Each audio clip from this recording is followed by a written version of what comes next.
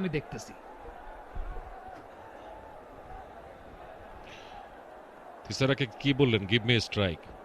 সেটাই তিসারা কি বলেছেন। বললেন? I will.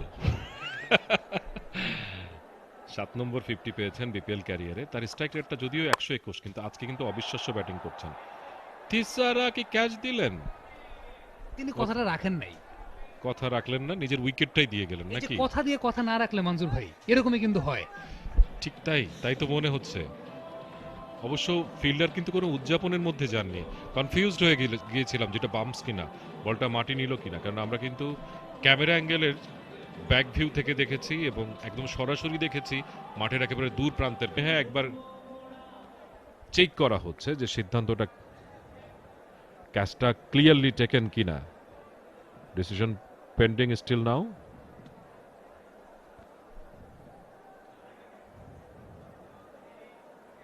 Clearly taken. So batsman Thisara Perera, তিনি আসলে খুব বেশি সময় আর সঙ্গ দিতে পারলেন না সাব্বির রহমানকে। সাব্বির রহমান কিন্তু স্ট্রাইকে ফিরেছেন। খালেদ তার তৃতীয় উইকেটটা পেয়ে গেলেন কিনা।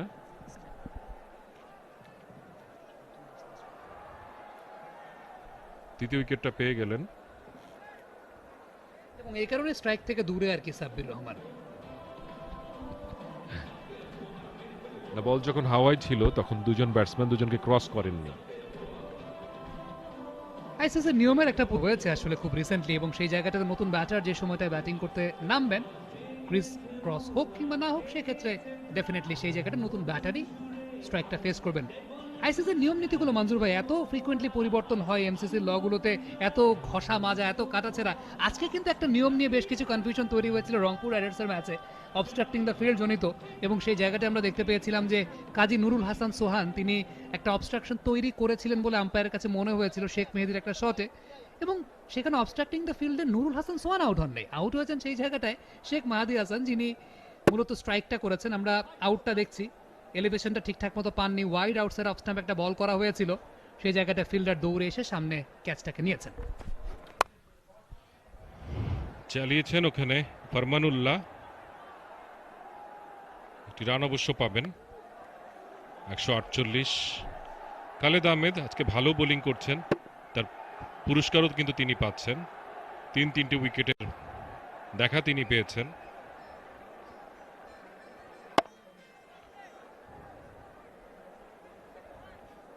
সাব্বির রহমান স্ট্রাইকে, আবার হয়তো স্টেডিয়াম জেগে উঠবে।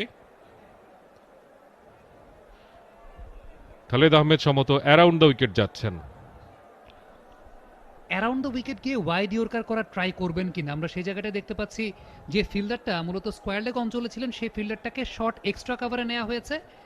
ডিপ ব্যাকওয়ার্ড পয়েন্টে একজন ফিল্ডার আছেন এবং সেই সঙ্গে ডিপ কাভারে একজন ফিল্ডার আছেন। এই জায়গাটায় কি ওয়াইড ইয়র্কারের দিকে ট্রাই করবেন কিনা খালেদ, ব্যাপারটা কিন্তু সেরকমই মনে হচ্ছে। এক্স্যাক্টলি ওয়াইড ইয়র্কারই ট্রাই করেছেন সেই জায়গাটায়, তবে বেশি ওয়াইড হয়ে গেছে। গাজী সোহেল জানিয়ে দিলেন যে ওয়াইড বল। দুটি ওয়াইড এই ওভারে হয়ে গেছে। সব মিলে ইনিংসে ওয়াইডের সংখ্যা হচ্ছে 8টি, এবং দেখে শুনে শেষ মুহূর্তে নিজেকে শট নিয়ে থেকে বিরত রেখেছেন ওখানে সাব্বির রহমান।